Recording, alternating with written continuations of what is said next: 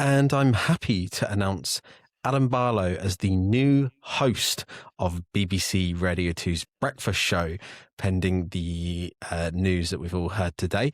Adam, how you feeling?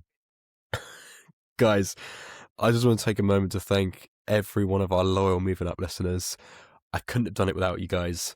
I'd love to thank Vernon Kay for turning it down. I'd like to thank Ramesh Ranganathan for turning it down.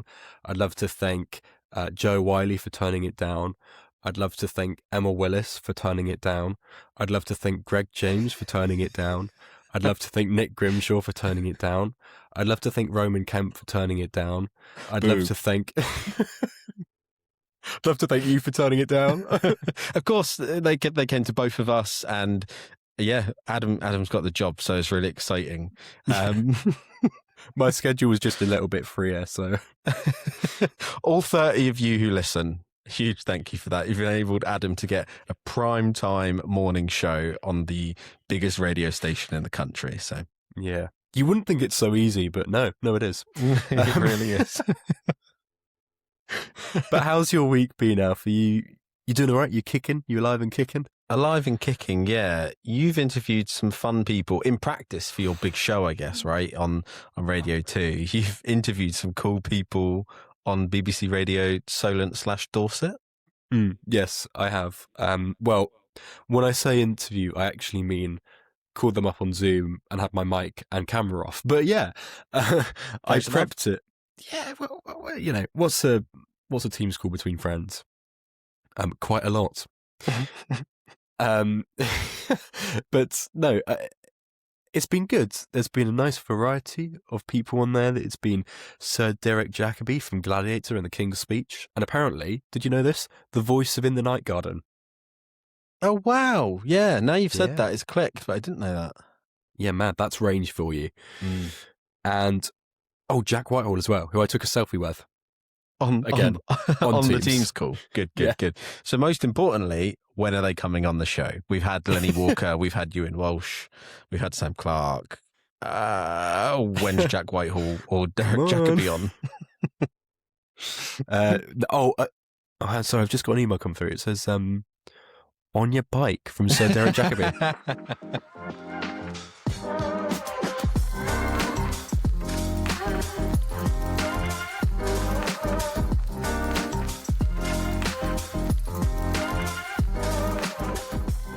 Hello and welcome back to Moving Up. I am here, Alfie Walker, and I'm here with your other host, Adam Barlow. I'm also here.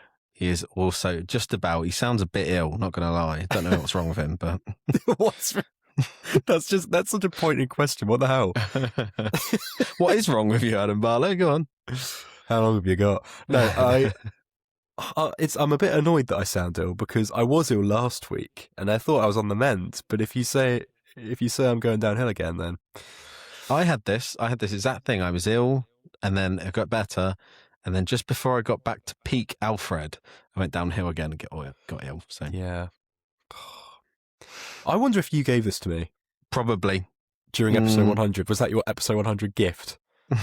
You gave me Mrs. Harris Goes to Buys a Yaris, or whatever it's called, and a Funko Pop of Stitch. And I give you the Lurgy. So. Oh, thank you. You shouldn't have. Welcome. But no, I thought I was feeling all right, but now you've said it, I think every time I laugh, I sort of half cough as well. So just bear with me, guys, on this one, please. Perfect for a podcast. It's really good. Yeah. Please don't tune out. It'll be a good one.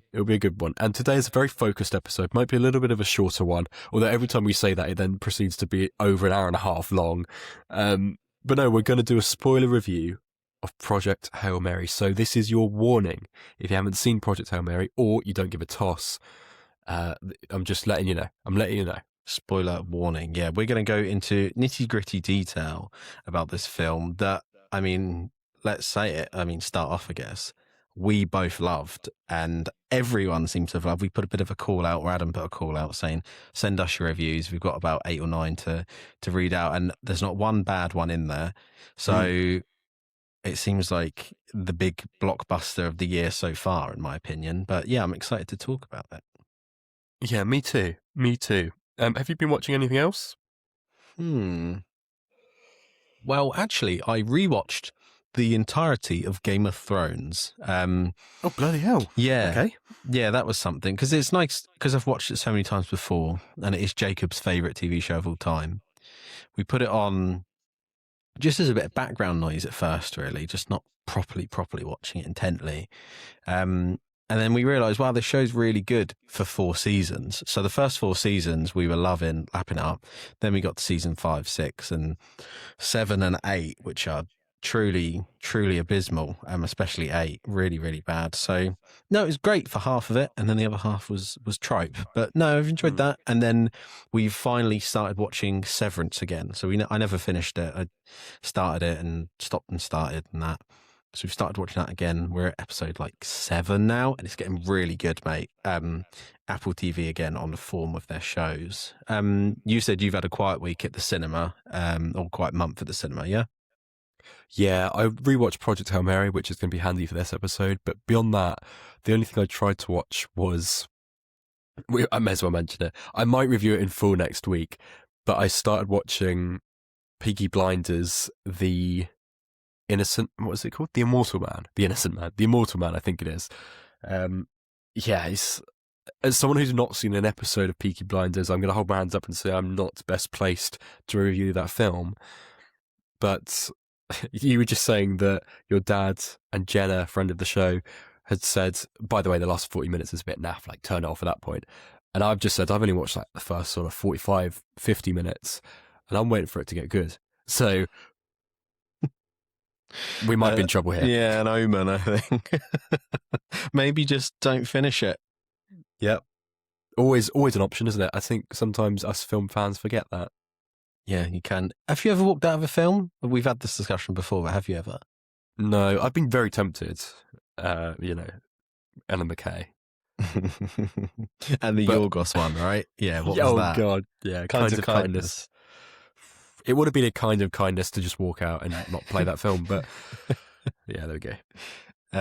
I've never walked out of a film. I know my dad said he walked out of Sin City. It's the only film he's ever walked out of, but I've never seen it. I think it's quite popular. City.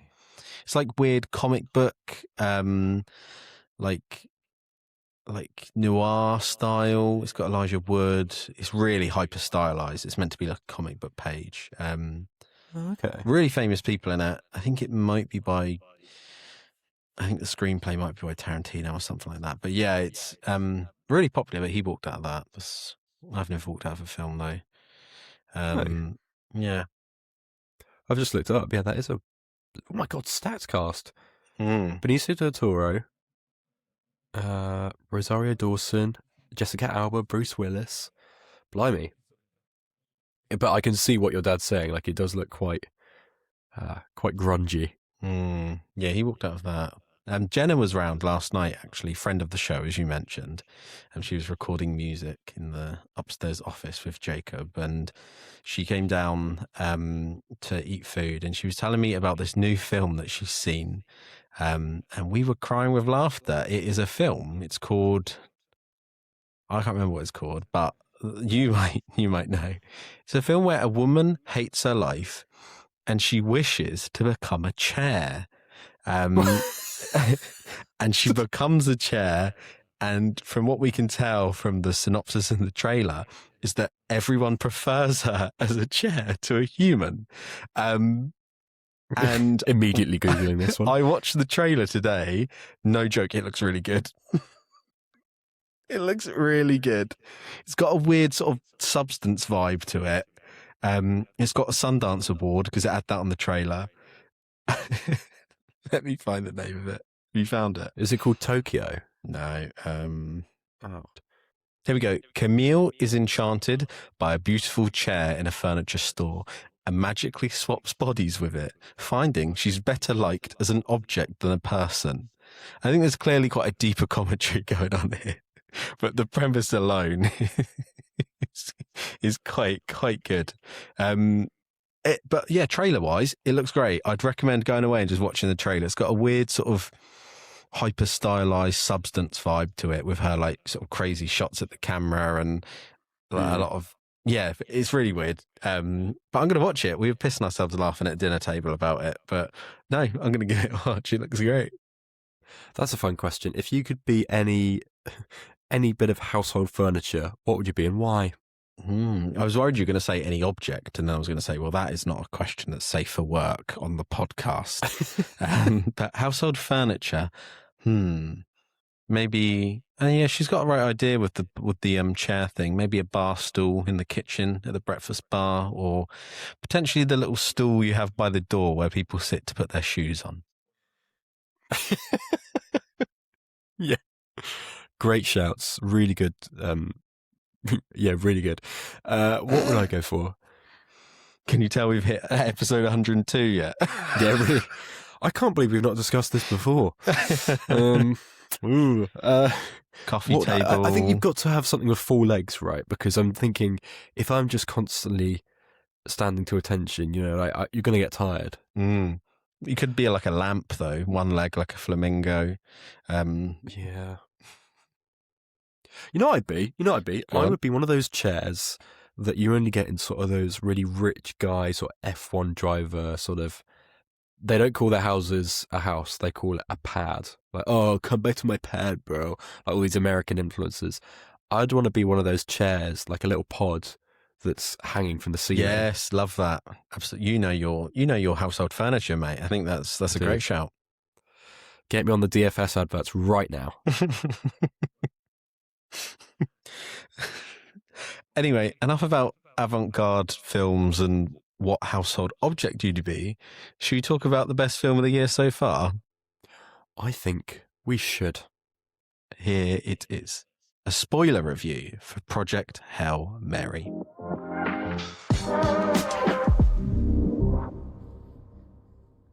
Now, last week I gave my review of Project Hail Mary, and I was really worried that I'd overhyped it for Ralph. But I'm glad to say I got a positive response from him when you went to see the film. And I'm so glad, because I was really panicking. I was like, oh no, I've sold him down the river here. It's going to be really underwhelming because I've just said too much great stuff about it. But no, I think you had a good time. So what did you think of it? Yeah, it was a really, really good film. Like you said, I'm always worried, and we've had it before where we get hyped up about a film, go in, it just doesn't hit for us. I think maybe as much as I love Bone Temple and you enjoyed Bone Temple, I think potentially that was something where we'd gone in and people were like, wow, it's better than the first one. It's better than 28 Days.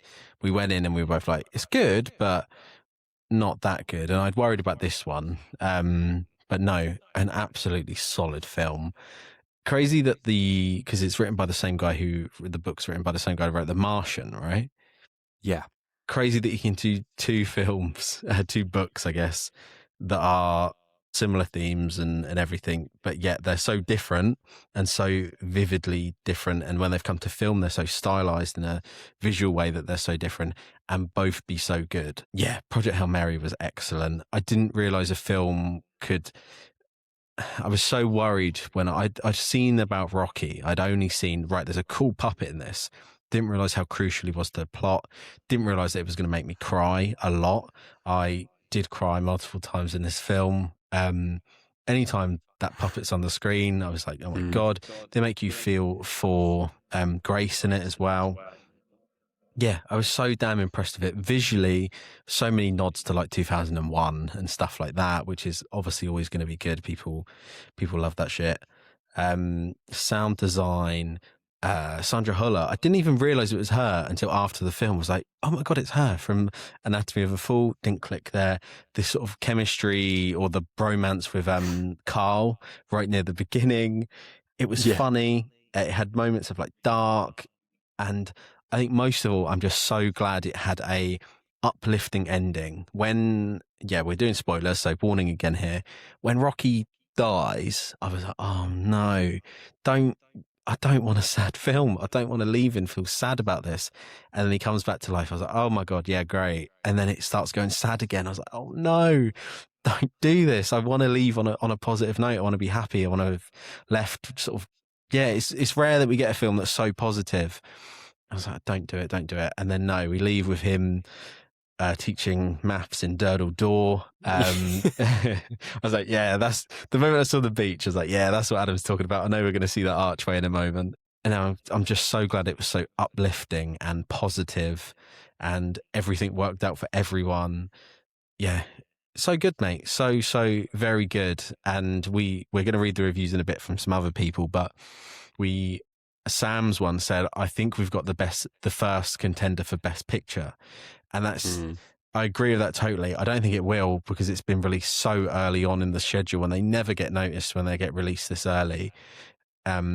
It's a shame this wasn't released in time, maybe for previous years, because this would be way up there for me. It's a proper solid film with real good heart and a message and some great acting. Yeah, properly chuffed with this film, mate. You've seen it 2 times now, right? Yeah, I went along, and I'm glad to say that second time around, sometimes that's a real make or break point, right, for any film. Sometimes you come out of it and you're like, oh, I'm actually a little bit more lukewarm on it than I was before, or maybe you enjoy it a bit more than you did previously. I think it just solidified the opinions I had already, that I think it's a 5-star film. I think it's great. There's so many brilliant moments in there. We'll get into it as we sort of comb through it a bit more in detail, but there's so many excellent shots where the camera's like rotating rounds, and that every needle drop is brilliant. Like, they don't go for obvious songs all the time. It's something familiar but maybe new to certain audiences. And just the design of the ship and the design of the costumes, the way that whatever Grace is wearing looks brilliant. Like the huge sort of oversized goofy cardigans that he's got, I'd wear every one of them. Yeah. I don't think I'd look good in them, but I'd wear them. I don't think anyone would look good as Gosling in this film.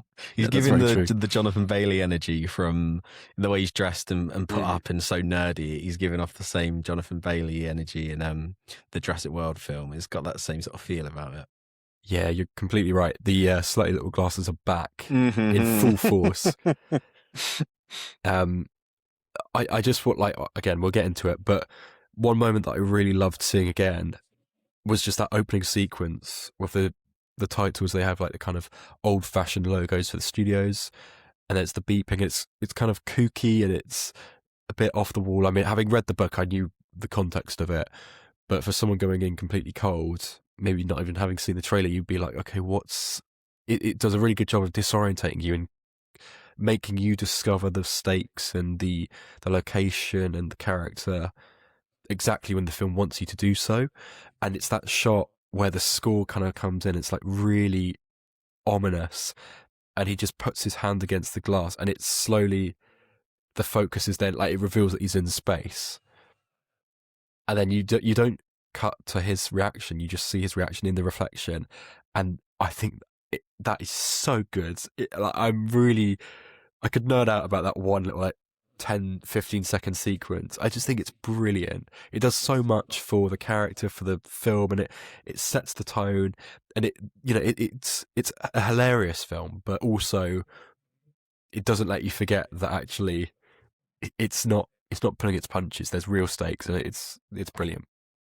Absolutely. You said there about not watching the trailer. I'd seen it once a long time ago when it first came out, and I barely remembered it. I kind of knew nothing about the film. I know you had bigged up that you were reading the book because Saeed had told you to read the book and stuff like that. So I knew that you knew about it. I knew there was a lot of hype around it, but I barely knew what the film was about. I went in almost blind, and that's why I was so impressed by it. Just so nice to see it. It seems like a really weird time to release a film like this, and I'd be worried that it would. It's not January dump month, is it? We're in March now somehow. But it feels too early in the year to crack out a film like this. It feels like it should be summer blockbuster. But I'm so glad it's hit off and making a lot of money, and the publicity around it is great. Something that stood out to me through the entire film is how practical and physical every shot felt. I know there's a ton of CG in here, but I could not tell you what's CG and what's practical, what's this, what's that. It all feels so real, like physically you could touch everything. Whether it's the shots of him in space, they feel real. I don't know how they did it. It's really quite impressive. You get a lot of shots in Star Wars is the prime example. When you're in space and you just know it's fully rendered on a computer somewhere in a studio, but all of these shots, I could, when the spaceship's flying, you feel the momentum of that ship turning when it spins out, and you feel the momentum of when he's out on the exterior of the ship, or touching like the cave that he's in, or when he's interacting with Rocky, which a chunk of it's puppet anyway. It just all feels so real. And I'm going to presume that I've seen a couple of clips that a lot of the visuals are also done in camera.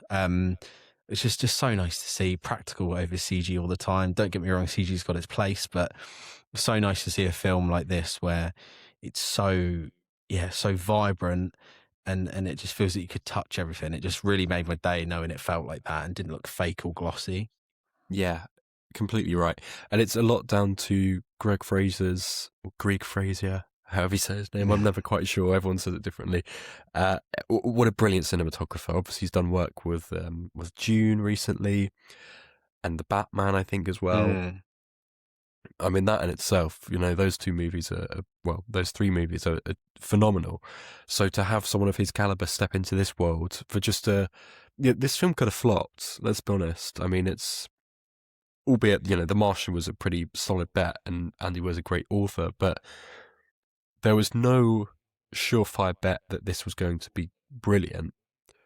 So I'm quite glad that they took a punt and Greg Fraser was willing to go along with it. And Lord and Miller, both excellent directors in their own right, who have done a huge amount of really innovative filmmaking in the last decade or so, with the Lego Movie and with, although not directing, producing things like Spider-Verse and the Mitchells versus the Machines, all that brilliant work in the entertainment world. They did 21 Jump Street, 22 Jump Street, these really quirky, offbeat films that are also just really competently made and feel worthy of your time and feel worthy of the big screen.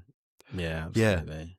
Yeah, exactly that. And I also like that they just let him, they're like, we know we've got a good cinematographer here. We're just going to give him opportunities to go for it, right? I mean, there's that moment where they're collecting the sample from the betrothal line, and the camera sort of fades and it goes all red, right? And you've got the green planet behind, and it cuts, it changes. It's in the trailers, and that is such a breathtaking scene.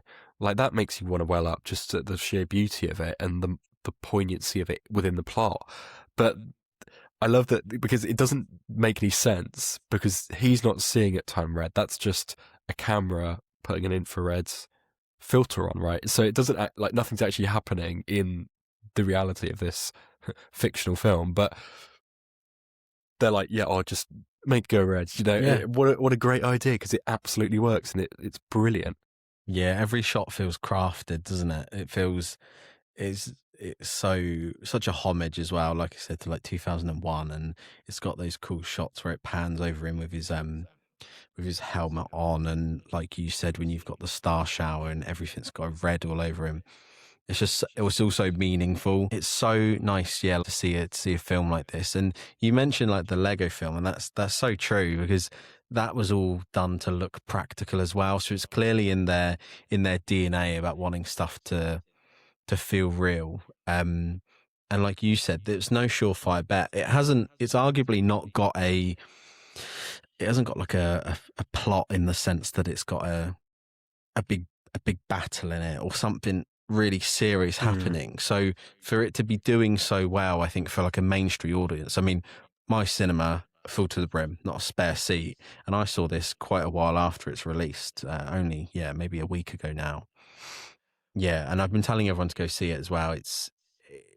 I'm so glad it's hit off, because like you said, it truly could have been a bit of a flop. It could have been unnoticed by people, but so glad to see that people are loving it and reacting so well to it. Yeah.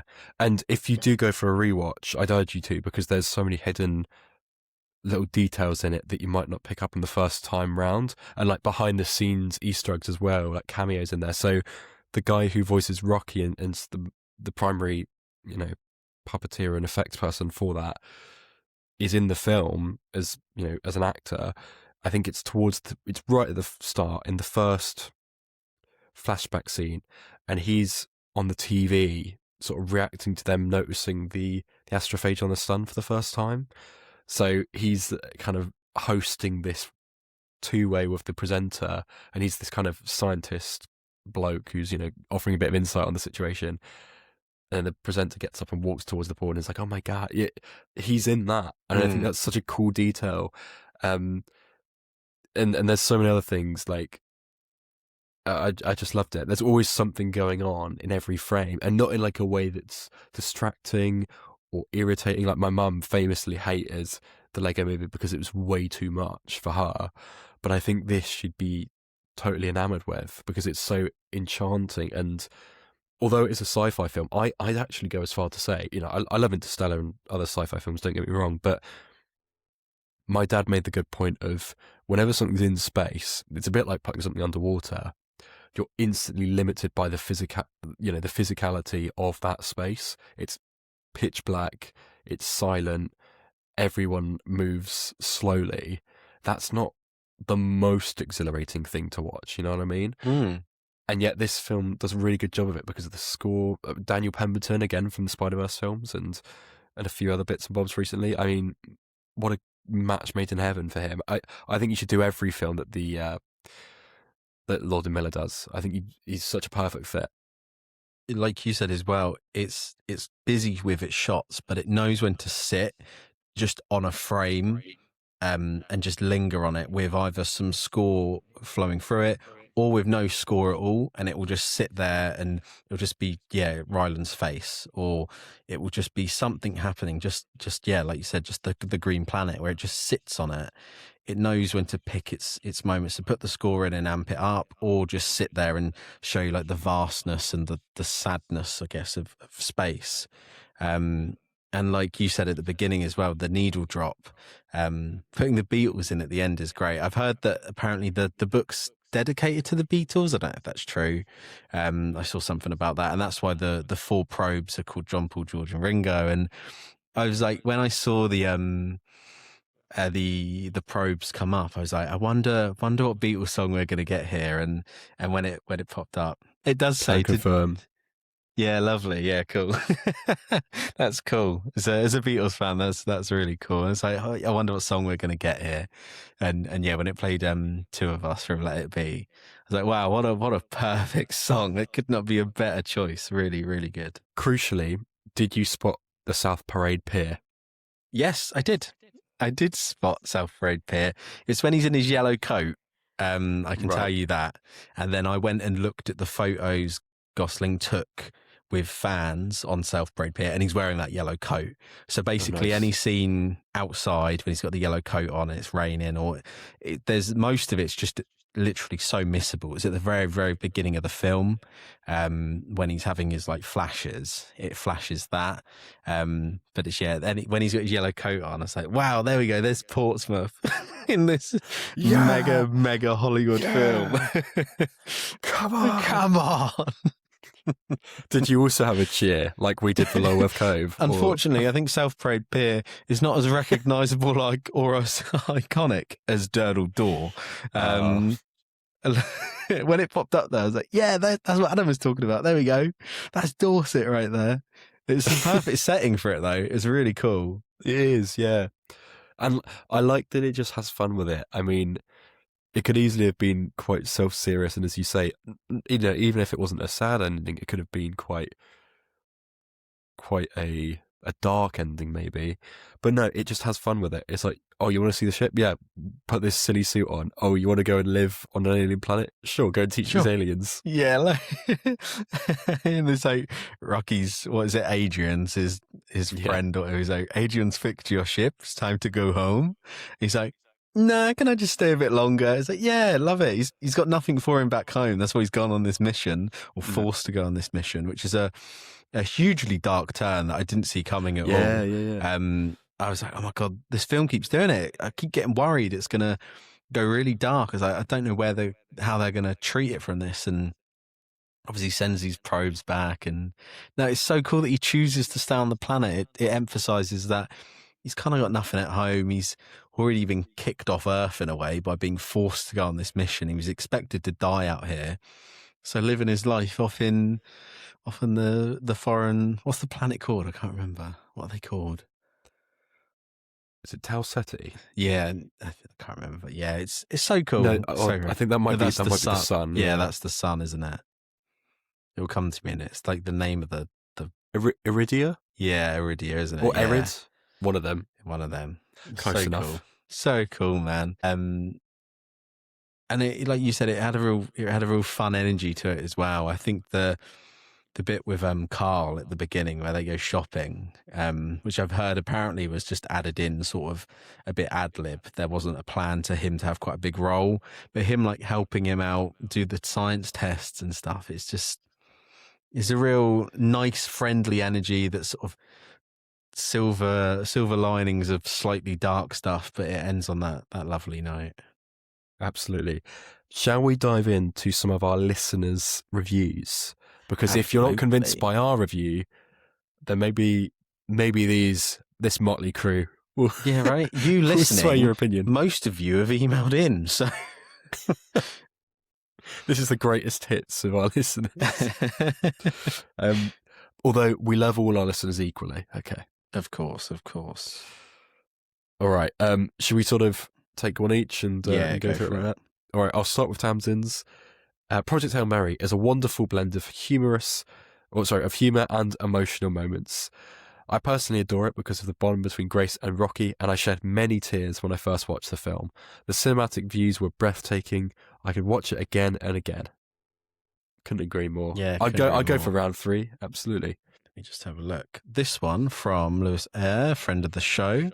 I have to be honest, the blockbuster is so rarely for me, but if you couple the star power of Ryan Gosling with a cute, weird alien thing and throw them into outer space, swapping the big glitzy action and derivative nothingness dialogue of customary Hollywood fodder for great character work and clever script writing, you have an instant classic on your hands. Hail Mary is a delight for the whole family. It will tug on your heartstrings, but not make you cry. And will make you laugh, but not belly ache with laughter. So anybody watching will have an incredibly comfortable experience. It may be a tad on the long side, but who cares? By the end, everything feels earned. Sandra Huller is an inspired casting, absolutely, and the direction is super speedy and engaging throughout. A film about communication, about friendship, about isolation, and trying to find the solutions to all those things which really are bigger than any of the apocalyptic stakes at hand. Yeah, that's full on. Sandra Huller really is she's obviously not in it that much, but she's excellent. There's such good casting playing someone so sort of stone-faced yet sort of charming. And when she sings Harry Styles, God, I forgot about that. So good. Yeah. So good. What a cool moment. Like, quite out of left field to have her sing a song like that as well. Yeah, bloody great. Yeah, I'm so glad as well that he didn't hook up. Obviously, it doesn't happen in the books, but I was really like in that scene. I was like, Did you say they do in the books? Oh, do they? No, is that what you just said? Oh, sorry. No, sorry. Right. No, I don't think they do. Not in the first half, anyway. But yeah, I was so relieved when that didn't happen because I was like, oh gosh, this is going to be a bit awkward. Like it was just nice to see two characters that kind of did have a bit of chemistry, but didn't. You know, they were both their own person. And on Lewis's point about those themes being bigger than the apocalyptic stakes, which I love, by the way, you can tell he does a journalism degree. That's exactly it. I've been told that Lord and Miller in post, in interviews recently have said that it's a film that they wanted to make about social anxiety and, being kind of scared to open up to other people. And it's maybe a little bit hidden, perhaps. I don't know if it's as apparent as maybe they'd want it to be, but then there is so much, sci-fi stuff going on to distract you. But actually, when you boil it down, it's exactly what Lewis says. It's the connection between, albeit a man and a human and an alien, but it's the sort of the inner turmoil that he's experiencing in the flashbacks. When he's on the ship as well, it's constantly him trying to work out, okay, should I be selfish or selfless? And it's that dynamic, and him trying to find connection with with a problem, with a person, with an alien, whatever it might be. I think the selflessness thing is really good because highlighting how him and Rocky are obviously so similar with being alone with no one, and then him still not wanting to go into space to die. I think that's a really, really good decision because they could have just had him be like, yeah, you know what? I'll be the hero here. I'll go to space. But I think it was so much better being that he's like, no, I don't want to do this. This is not me. I'm not this kind of person, which I think is more relatable, way more relatable. And you can see yourself in him a bit more because no sane person's going to go do this journey. It's an insane feat. And to have him be so anti it and try run off and try escape the like sanctuary or wherever they are, the center, and then only to be forced to do it. I think it's a real good choice. Yeah, it's an excellent development. And as you say, it's dark, but just sort of takes the film to a whole new level, which I really liked. Saeed's got in touch, one of our lecturers at uni, which is fitting that he's got involved because he basically he forced me to listen to the audiobook. And I'm very glad he did because I'm now obsessed with it. He said, just brilliant. I'm a massive fan of the book, audiobook, and I was so worried when I heard it was going to be a film, but I love every single moment. Just the right amount of comedy and suspense. I found myself holding my breath during the action, even though I knew the story, which was very faithful to the book. Of course, they left out some bits, but they had to. It's only a 2.5-hour movie, although this is the first time I'm begging for a director's cut. Go and see it on the biggest screen you can and find out and see why it's absolutely on my top 10 sci-fi movies ever. Right, I'm off to listen to The Boom for the third time. He's spot on with watch it on the biggest screen you can. As a photographer and videographer himself, like he obviously knows how important that stuff is. And if I could see this on IMAX, I'd truly love to. I unfortunately only saw it on my local View, but it was on the biggest screen they have, and they have recently upgraded the screens and projectors, so it was really lovely looking. But I can't imagine what this looks like at an IMAX. Yeah, it would knock your socks off, wouldn't it? Absolutely. This one in from Ollie, also listener and friend of the show. Project Hail Mary is a testament to the book it's pulled from. It's truly faithful adaptation of Andy Weir's work. Its 2.5-hour runtime goes by in what feels like 5 minutes. Yeah, totally agree with that. Didn't look at my watch once. While also creating national treasures in Grace and Rocky. And let me just emphasize that I love Rocky so much. This was my most anticipated film for this year. I'm so glad it's lived up to my expectations. If you haven't seen it yet, go 5 stars, 1 for each of Rocky's claws. Yes, 5 thumbs down, I think you mean. Yeah. On Rocky, by the way, I don't think I said. I think it might happen after we recorded last episode, but they have since put out a load of Project Hail Mary merch, which I think they panicked and were like, shit, we've actually not got that much beyond the Lego set, so we need to throw some stuff out there. They've got Project Hail Mary pin badges, t-shirts, caps, the lot, and all like the humorous sciencey ones that he wears as well, with like the I have potential. Brilliant. Cool. But I have ordered for the small price of I think, was it that much? I think it was $35 to $40. A Rocky plush. Lovely. Good. I can't wait to see it. I can't wait to see it feature when it arrives, all right? Yeah, I'm going to have to put him up there. Yeah, absolutely. For sure. Get my money's worth. Right, this review from Sam. I believe we have our first Best Picture contender for next year's Oscars, and that this deserves to be mentioned in the same sentence as 2001, Silent Running, Contact, and Interstellar. The film is visually breathtaking, and Ryan Gosling and Sandra Huller are magnificent. What was that? It was just a reel started playing because it was on TikTok. I tried to click on someone's review and it popped up. Cool. That interested in the podcast recording, are we, Alf? Just scrolling, just doom scrolling. No, it's someone's review and they put music on it. See what I have to put up with. No, Sam, I fully agree with contender for Best Picture. I'm just worried it's going to get left out because it's so early in the year. Dune didn't it? Dune got released early and did get a nomination, so that gives me a bit of hope, especially with, like you said, the cinematographer being there as well. Yeah. Is there a lot of competition in May? Because this feels like the sort of thing that could kick off the summer blockbuster season. Let's have a look, shall we? Right now, I've got the page up on IMDb. What we've got, April, we've got Michael, then 1st of May, Devil Wears Prada 2, which should be called The Devil Still Wears Prada. Can't believe they didn't call it that. Yeah. We've got, Mortal Kombat 2, Mandalorian and Grogu, 22nd of May. That'll be it. That's a space one. Yeah. There we go. I think they arguably could have put this at the beginning of May, though, and it might have... I don't know. Although if we're thinking of premium formats, what's going to topple it now? Only Mario, maybe, but that's sort of a different audience. I think arguably that might not even get all the IMAX screenings either, because I don't think it's that much of an IMAX-y film, is it? Yeah, Mandalorian and Grogu, it's a space one, isn't it? Of course, that's why. I might have known. There we go. We've got another one here. That's why this music just played. This one's from listener of the show, Luke. We've got Project Hail Mary is a visual spectacle with the perfect story that will break your heart but mend it before the credits roll. Absolutely. Couldn't agree more there. Christopher Miller and Phil Lord's latest adventure into the world of filmmaking is incredible and breathtaking film. The visuals, in particular, are some of the best I've seen in any film over recent years, with incredible sets too. You almost believe that this could be a real space adventure at this point. Yeah, absolutely. Same thinking as me there. Ryan Gosling's performance is more than awards worthy, especially when it's considering he's acting against nothing for a majority of the film.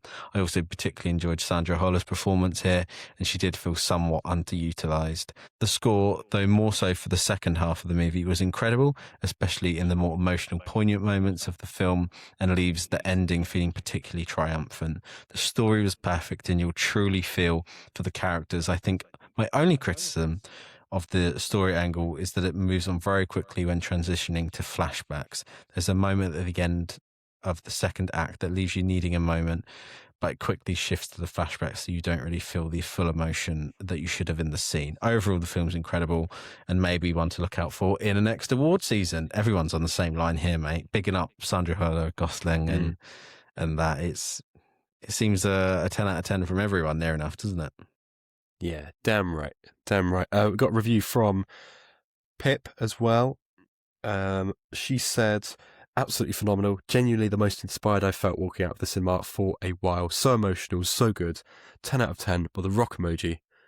And a thumbs down.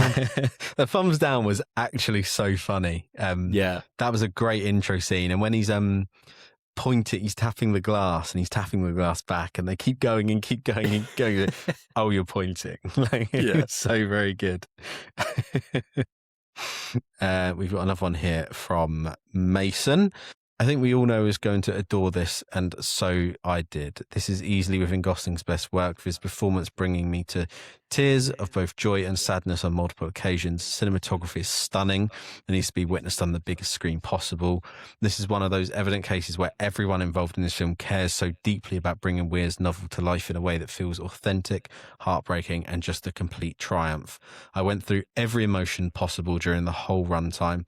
I love Ryan Gosling. I love Rocky. I just love cinema so much for this very reason. I rarely use these words perfect for films, but for this, I'll have to make a major exception. Bravo, this is what cinema should be.